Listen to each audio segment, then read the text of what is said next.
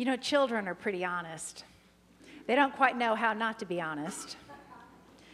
So little Wilbur and his family had gone to dinner at his grandmother's house, and he was excited about that because his grandmother was a very good cook. So they all sat around the table, and he was hungry as all get out, and he just dived right into the food before his mom stopped him and said, "Now, Wilbur, you know that we always say grace before a meal at our house." He said, "Yeah, but Mom, we're not at our house. We're at Grandma's, and she's a good cook."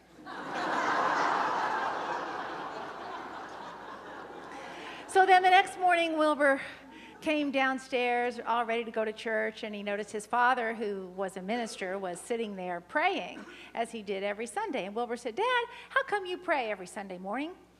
And his father, the minister, said, "Well, son, I pray to God that God will give me a good lesson to deliver." Wilbur thought for a minute, said, "Well, how come it doesn't work?" So then Wilbur goes on to Sunday school that day, and that day the message was all about the Good Samaritan. And the Sunday school teacher said, so Wilbur, what would you do if you found a man on the side of the road who was injured and bleeding and hurt? Wilbur thought for a moment, and he said, "I think I'd throw up." So we are continuing our series on abundance and the abundant life. And last week we talked about gratitude. You see, David Owen Ritz, who created this Keys to the Kingdom series, says that there are 7 keys to living the abundant life, the life of your dreams, the life where you have all that you hold dear in every moment. And last week we talked about gratitude and the power of creating a gratitude journal. So I want to show you my gratitude journal. I challenged and invited you folks to create your own gratitude journal and maybe to do it with your kids and your grandkids. So I picked up a green notebook, green for gratitude, so it would stand out from my others. And it says, "Gratitude, thank you God for my wonderful life." How many of you have started a gratitude journal? Yeah, a bunch of you are.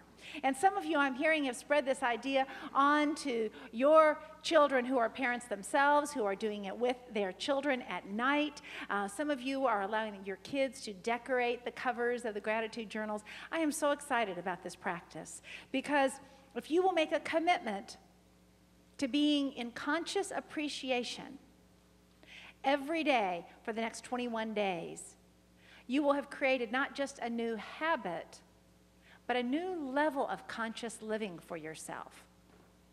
I want to share with you one hint that I realized as soon as I sat down to write my gratitudes, and that is that there are many ways to approach it. You can just make a list, and the tendency is to say, now what am I grateful for? And then you kind of look around the room, right? Any of you done that? You sat there in your meditation chair, just looked, well, I'm grateful for my house, grateful for my pretty sofa. You know, it's everything you can see. What am I grateful for? So I might say, oh, I'm grateful for this sanctuary, right? Well, another way to ask the question that might bring up more for you is to complete a sentence. And the sentence is, I am so happy and grateful that. I am so happy and grateful that.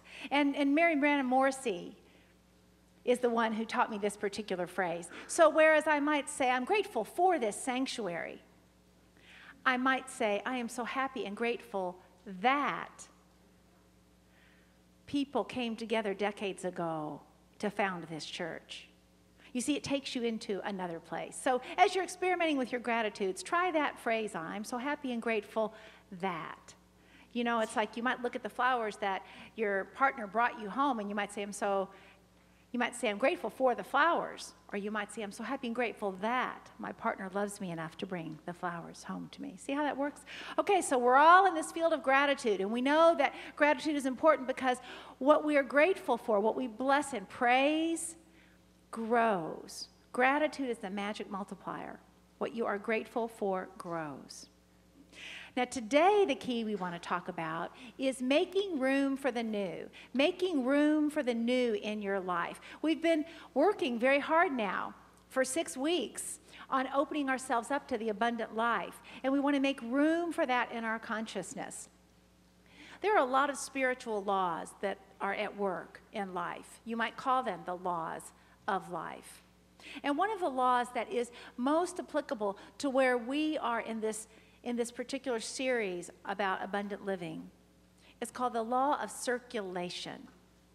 And the law of circulation recognizes that everything is energy. Everything is energy that is moving. And when you give energy out, it comes back to you. What you give, you receive. Except the law of circulation says you always receive more than you give. Now, you may give in one area and you may receive in another area. But as you are giving to the universe, you step into the flow of energy and it comes back to you. So today what we want to talk about is how can you be in this flow of circulation, in this flow of energy, and how can you make room for the new in your life? And the first step that David Owen Ritz tells us will help you make room for the new in your life is to unclutter your life. To unclutter your life.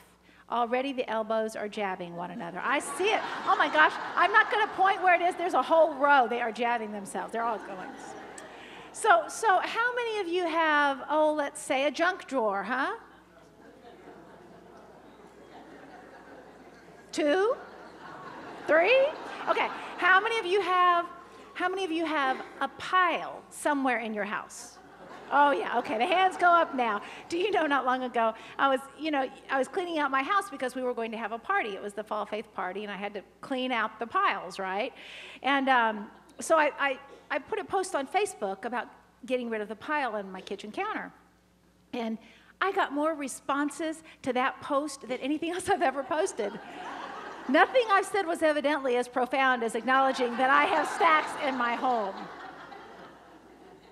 How many of you have a basement that has something in it other than, let's say the finished furniture that you intended to have there? Yeah, right. Any of you have a closet that you'd be embarrassed to show the rest of the world? A few of us? All right, so here's the thing about the clutter. It's not that we're just not good housekeepers or what have you. It's that everything is energy. Everything is energy. And that clutter soaks up the energy. It stands in the way. It blocks the flow. Now, maybe you've heard of the art of feng shui, right? The art of feng shui, which talks about the qi or the qi energy. And what feng shui tells us is that your home is an energetic reflection of your consciousness. So if there's clutter in your home or your workplace, it's a reflection of clutter, something that's clogged somewhere in your own consciousness. I want to read to you just a little bit about this qi energy. And Jackie Tyrrell is an accredited feng shui consultant. And she says that qi or qi is an invisible life force or energy that flows through all things. It flows through all things. And the fundamental principle of feng shui is that the home is an accurate reflection of our lives, and therefore clutter is the biggest obstacle to the smooth flow of qi. So, I think about my basement. I was discussing it with Bob and Eileen at the break earlier. And in my basement, there's Teresa's corner. Teresa, my daughter, she and her now fiance have a whole corner of furniture in our basement. Then there's Amanda's corner, my other daughter, who's got a whole corner of stuff in our basement.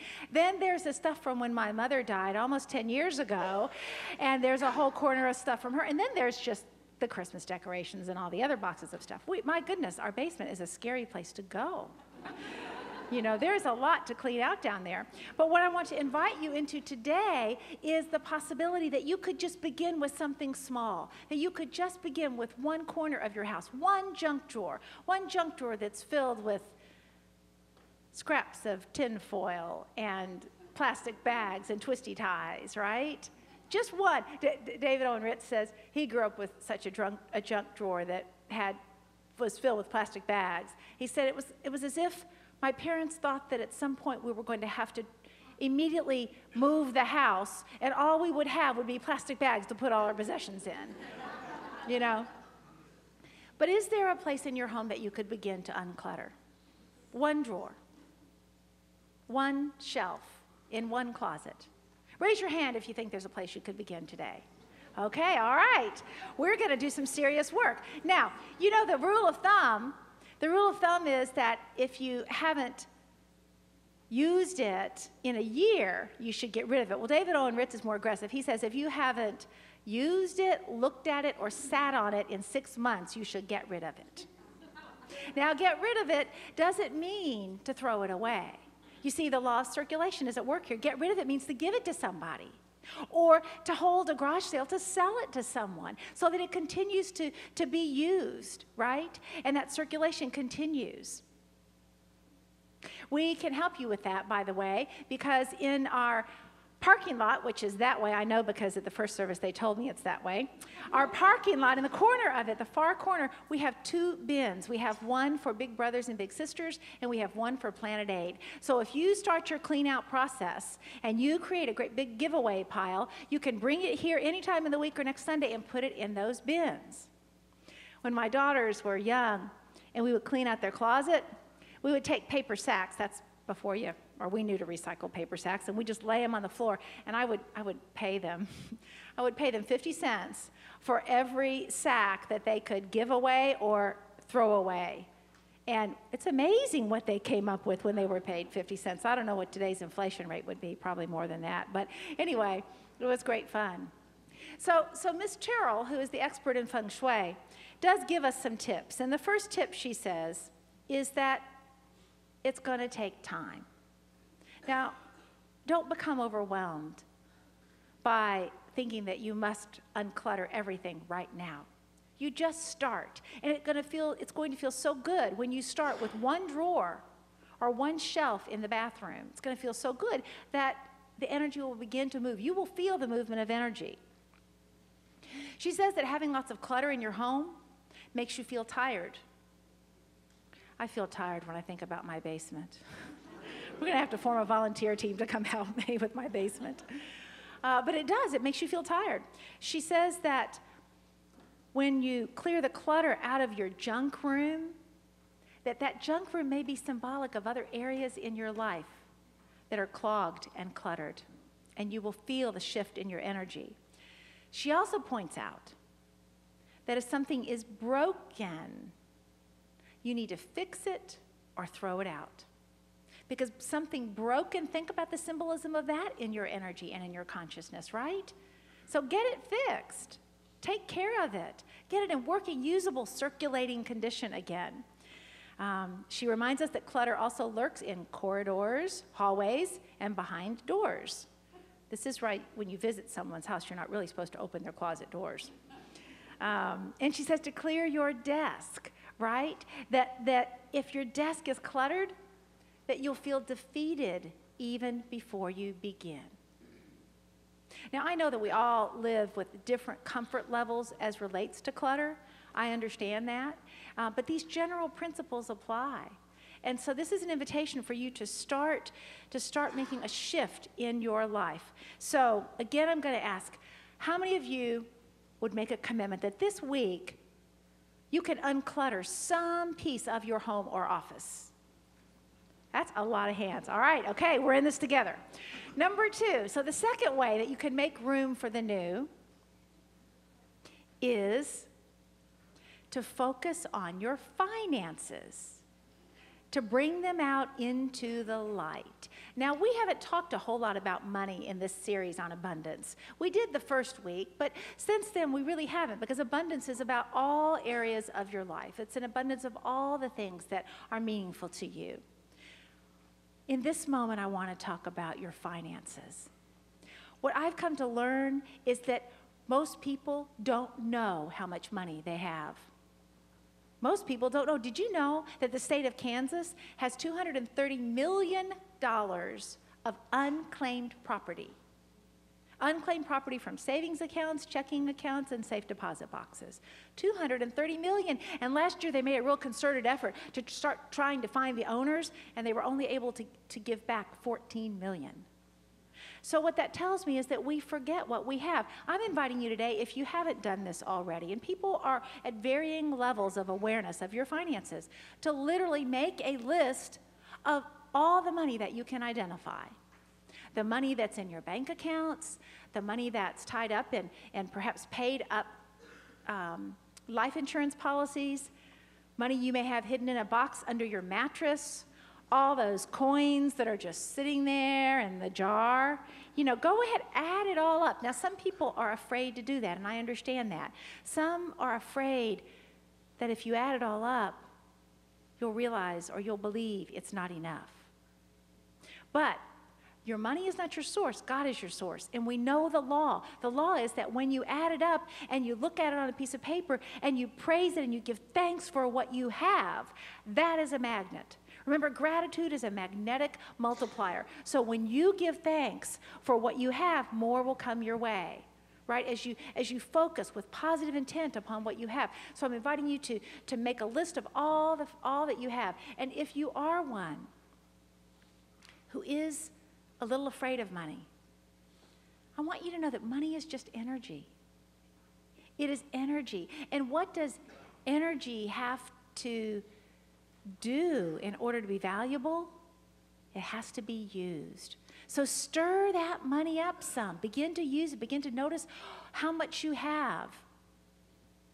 And that's using the spiritual energy. You may find that you want to take a money management class at the local college. You may find that you want to visit and sit down with a financial planner.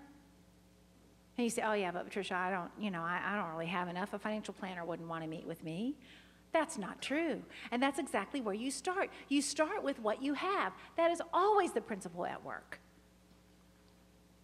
David Owen Ritz recommends that you create a new bank account for unexpected income.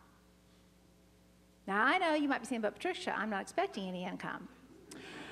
That would be the point. Seriously, I'll bet some of you have been receiving unexpected income during this series as we have been teaching all of these abundance and prosperity principles. I have. I was amazed at some of the things that came through. So create an unexpected income account. It's a placeholder. It says, I'm open. I'm ready for the new things to come. Absolutely. And the last thing he suggests that you do as you're trying to really open up your finances is to give something anonymously. I mean, give something in a way that no one will have the remotest opportunity to say thank you. And just feel how good it is to give that. We're talking about finances, so it might be finances you give. It could be something else that you choose to give, but give it in a way that it's anonymous. And just experience the joy of that, how that feels, how that opens up your energy to receive more, So how many of you in the room think that you'd like to pay some attention to your finances, that you could open up your finances a little bit more? Raise your hand. A bunch of you, great. Again, there's great power in the group and in the group energy, so we're all in this together. So the first area that we talked about was uncluttering your house. Second area we talked about was opening up your finances.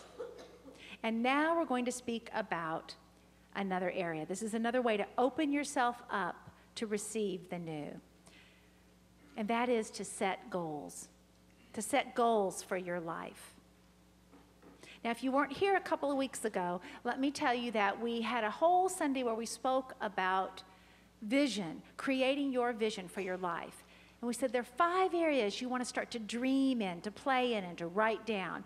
We said your health, your finances, your relationships, your career, and your personal and spiritual growth. I'm going to say those again for those of you who weren't here that Sunday. So your health, your finances, your relationships, your career, and your personal and spiritual growth. And I've been asking you to work on creating a vision for yourself for each of those areas, to ask God in you, what is God's dream for you, through you?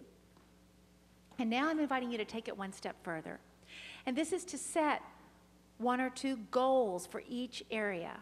1 or 2 concrete goals that you can strive for. And some tips on setting goals. The first thing is you want to be specific with your goal. Give yourself a due date or a deadline. Don't be afraid to do that. Set a timetable for yourself. If you order online, if you're ordering something to purchase online, you're specific. You put the size, the color, the design. Well, go ahead and let your goal be specific for what it is that you wish to achieve in your life. The second thing about creating goals that makes them effective is that you want them to be positive. So for instance, you may have a goal in your head that you want to lose 20 pounds. I would invite you to consider rephrasing that in a positive way. You pick the weight you want to be at and claim it as true now. So maybe you say, I now weigh 210 pounds. I now weigh 140 pounds, whatever it is that you're interested in. But you phrase it positively rather than the weight you want to lose. It's the state of consciousness and health that you want to be in. So you want your goals to be specific. You want them to be positive. The third thing is you want to think big. You want to think big with your goals. Michelangelo said that the greatest danger for most of us is not that our aim is too high and we miss it, but that is too low and we reach it. So I want you to think big. I've been reading through a new book called An Entrepreneur's Words to Live by Lee Harris. Many of you know Lee. He attends the church, and he's a very successful entrepreneur and businessman. And he's taken our Unity teachings and really put them into practice in this book with practical tips. So he talks about thinking big when setting goals. He encourages you to have partners in life. And in particular in your business, but in all areas of your life, to have partners with you. So if you are setting a goal, the challenge in the book here is that you stretch it and see how big it can become. He says you can learn to think bigger by identifying your goal. It may be helpful to bring others with whom you work into a brainstorm process. Clearly state the goal and then challenge yourself and your colleagues to develop ideas that move the goal into a much bigger objective. So he says it becomes a game of what if. So let's take the goal of, it was losing 20 pounds. Let's say now it's to be a certain weight, whatever that weight is for you. That's one goal. But if you brought a partner in, your life partner or a friend, and said, okay, what if? How can I make this goal bigger? So it's not just about losing more weight at this point, but you maybe then grow the goal. Well, you know, it's not really just about the ideal weight. It's about having a healthy level of cholesterol. And it's about being strong enough that I can pick up my grandchild. And it's about having enough energy that I can be present to my family. So you see how the goal could grow for you? And if somebody's there with you, they can help you brainstorm that, play that game of what if, and it becomes bigger. He writes, this becomes a game of what if. What if we took these additional steps? Would they result in something much grander than initially envisioned? Repeat this process every chance you get, and you'll find that you begin to see every goal in terms of how much bigger it can be. And this is not about bigger in order to overwhelm you. This is about bigger in order to express the infinite God that is within you and to allow that God to express in your life. So think big. With your goals, you want to be specific, positive, and think big. And lastly, act as if. Go ahead and act as if you've lost those 20 pounds. Go ahead and act as if you're at that weight. Carry yourself as if you're at the ideal weight. Expect that you're going to have the strength to do the things that you need to do. And you begin then to manifest those goals. How many of you in here today think that you just might create one new goal this week? One new specific, positive, big goal this week. Write it down. Don't just keep it in your head. Write it down. Put it in your gratitude journal. Put it in your brand new gratitude journal. All right. Some of us are going to be very busy this week.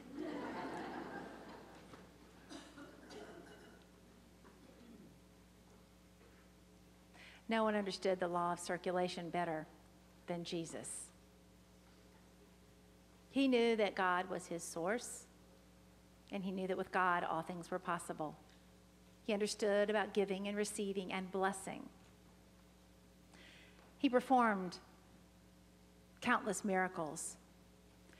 And one of the favorite miracles that he performed for me, one of my favorite of the miracles that he performed, was the miracle that happened when he'd been preaching one day at the Sea of Galilee.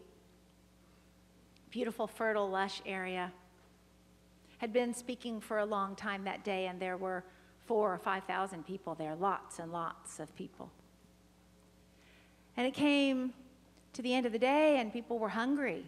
And the disciples thought they should just send people home because there was no food. Obviously, they hadn't planned enough food for all those people. And Jesus asked them, well, how much food do you have among you, the disciples? And they said, well, we have 7 loaves and a few fish.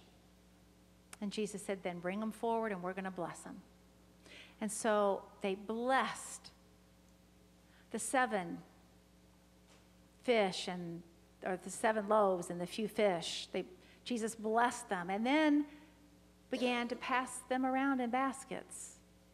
And you know how the story goes. The baskets came back with leftovers. Now, we don't know how the miracle happened. What I do know, though, is that somehow those people there were so deep into their Christ consciousness. They were so deeply aware of the Christ consciousness present that they were embodying it. And somehow, as the collective came together in that law of circulation and expression, giving and receiving, the miracle happened. And there was enough and more for everyone. It was the law of circulation in demonstration. Our God is an infinite God. Our core value of abundance that we spoke earlier in the service today really says it all. God is my source, and I celebrate the unlimited possibilities present in every moment. God is my source, not my bank account, but I'm going to care enough and trust enough that I'm going to add up all my bank accounts, right?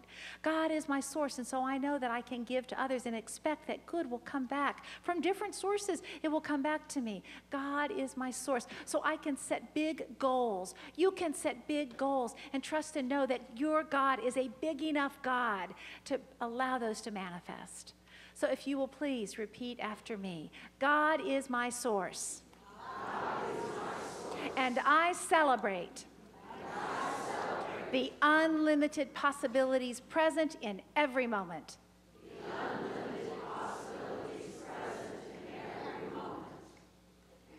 God bless you.